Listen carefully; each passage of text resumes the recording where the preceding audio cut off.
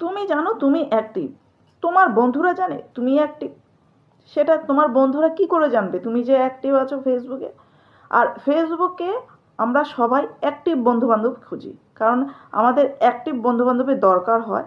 অন্য কোনো বন্ধু দিয়ে আমাদের কোনো লাভ নেই, কোনো কাজে আসবে না সেই সব বন্ধুবান্ধব, যার জন্য সবাই অ্যাক্টিভ বন্ধুবান্ধব খোঁজে।